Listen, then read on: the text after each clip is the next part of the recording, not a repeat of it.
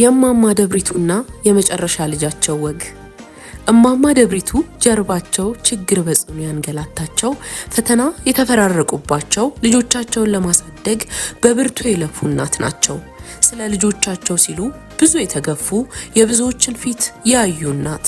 ከልጆቻቸው መሃል አንድም ደርሼላት እናቴን ከመከራ አዘቅት ውስጥ አውጥቻት የሚል እንዳለ ሁሉ እናቱን ተረማምዶ ያገኘውን የትኛውም አጋጣሚ ተጠቅሞ ድሃ እናቱን ከመጤፍ ሳይቆጥር በሽርፍራፊ ሳንቲሞች የሚቀይርባትን ቀን የሚቆጥር ይሁዳም አለ።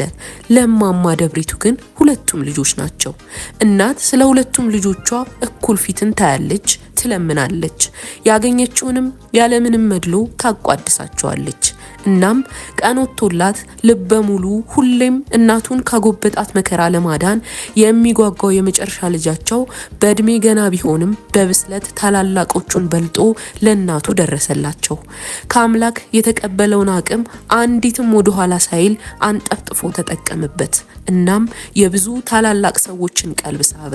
በቃ የእማማ ጓዳ በሙላት ጀመረ። እማማ መሳቅ ጀመረች። ያጎበጣት ቀስ በቀስ ከለዋ ላይ መራገፍም ጀመረ።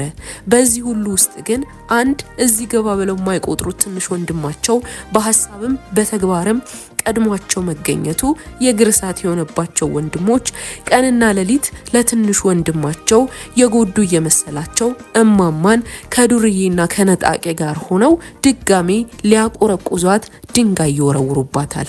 ነገር ግን የትንሹ ወንድማቸው ብርታት አሸንፎ እማማ ዳግም ላታለቅስ ስቃ ቀረች። ይህ የኢትዮጵያ ታሪክ ነው። አዎ የእማማ ታሪክ።